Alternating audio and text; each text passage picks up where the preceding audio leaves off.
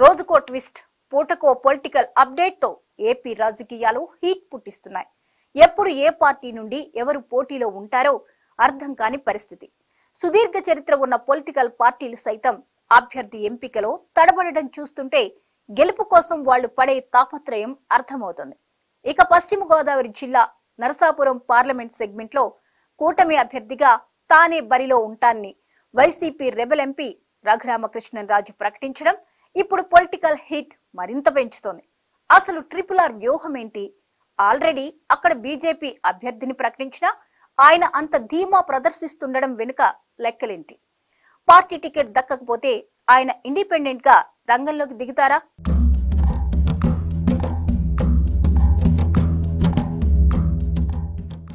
Narsapuram MP Raghuramakrishnaraju అంటే ప్రస్తుత రాజకీయాల్లో తెలియని వారుండరు.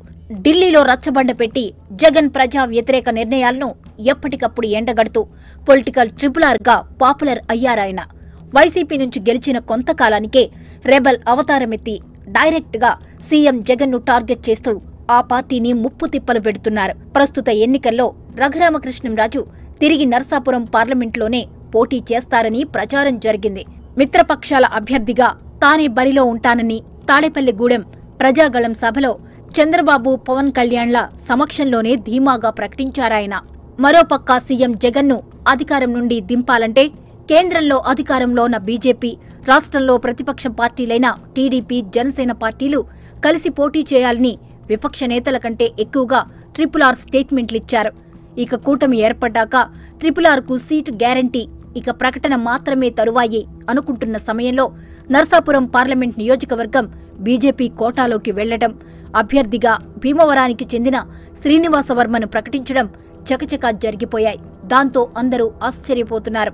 నర్సాపురం పార్లమెంట్ సెగ్మెంట్ పరిధిలోని 7 అసెంబ్లీ నియోజకవర్గాల్లో పోటీ చేస్తున్న మిత్రపక్షాల అభ్యర్థులు బీజేపీ నిర్ణయంతో షాక్ తిన్నారట.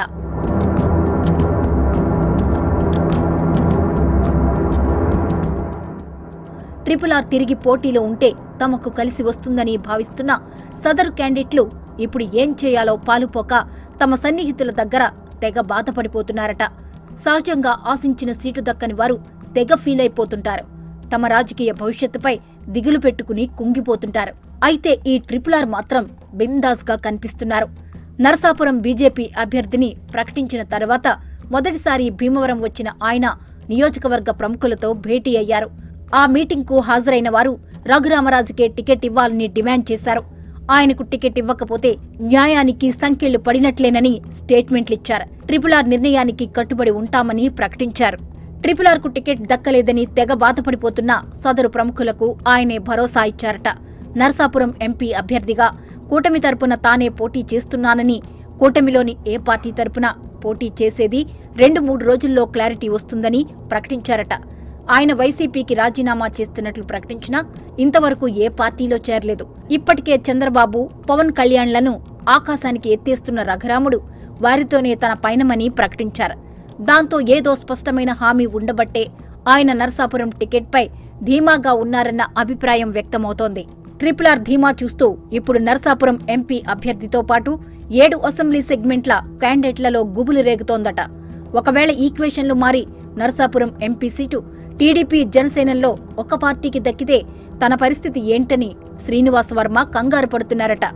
ఇక ఎంపీ సీటు వదులుకున్న బీజేపీ అక్కడ ఏ అసెంబ్లీ సీటు ఆశిస్తుందో, ఎవరికి టికెట్ గల్లంతవుతుందో అని అభ్యర్థులు తలలు పట్టుకుంటున్నారట. రఘురామకృష్ణరాజు కోసం నరసాపురం రాజకీయం ఎలాంటి మలుపులు తిరుగుతుందనేది తీవ్ర చర్చనీయాంశంగా మారింది.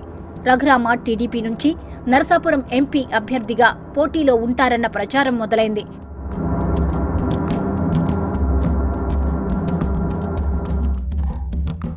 మరోవైపు రఘురామ ఎమ్మెల్యే అభ్యర్థిగా బరిలోకి దించుతారన్న ఊహాగానాలు వినిపిస్తున్నాయి. ఏది ఏమైనా రఘురామకు సీటు పక్కా అని కూటమిలోని ముఖ్య నేతలు చెబుతున్నారు. నర్సాపురం ఎంపీ సీటు మార్పు జరగని పక్షంలో ఉండి అసెంబ్లీ నుంచి రఘురామకృష్ణరాజును బరిలోకి దించుతారన్న టాక్ వినిపిస్తోంది. అయితే అసెంబ్లీ కాదు, పార్లమెంటుకే పోటీ చేస్తానని ఆయన బల్లగుద్ది చెబుతుండడం హాట్ టాపిక్ గా మారింది. నర్సాపురం ఎంపీ అభ్యర్థిగా బీజేపీ ప్రకటించిన భూపతిరాజు శ్రీనివాసవర్మ ప్రచారం చేసుకోవడానికి ర్యాలీగా వస్తే కూటమి నాయకుల నుండి కనీస స్పందన కూడా రాలేదు. దాంతో మిత్రపక్షాల ముఖ్య నేతలు పునరాలోచనలో పడ్డారట. వర్మ అంటే తమకు వ్యతిరేకత లేదని, అయితే ఈ ఎన్నికల్లో రఘురామ మద్దతు లేకుంటే గెలుపు కోసం మరింత కష్టపడాల్సి వస్తుందని నియోజకవర్గ నేతలు అభిప్రాయపడుతున్నారు. ఆర్థిక అంగబలం ఉన్న రఘురామ అయితే విజయం కోసం పెద్దగా కష్టపడాల్సిన అవసరం ఉండేది కాదని, అయితే బీజేపీ లెక్కలేంటో అర్థం కావడం లేదని చర్చించుకుంటున్నారు.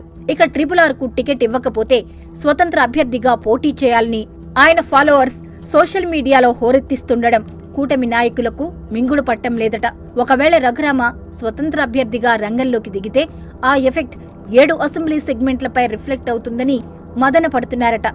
రఘురామ మాత్రం కూటమి అధినాయకులపై తనకు నమ్మకం ఉందని, టికెట్ తనదేనని ప్రకటించడం, భీమవరంను వేదికగా చేసుకుని పార్లమెంటు ముఖ్య నేతలతో, కూటమి నాయకులతో సమావేశాలు పెట్టడం చూస్తూ రాజుగారు పంతం ఎటు దారితీస్తుందో అన్న ఉత్కంఠ అందరిలో కనిపిస్తుంది. అదలా ఉంటే అమరావతి సాధన సమితి రైతులు సైతం RRRను కలిసి బహిరంగంగా మద్దతు తెలపడం, ఏ నిర్ణయం తీసుకున్నా తాము అండగా ఉంటామని చెప్పడంతో అసలు ఆయన స్కెచ్ ఏంటో ఎవరికీ అంతుపట్టకుండా తయారైంది.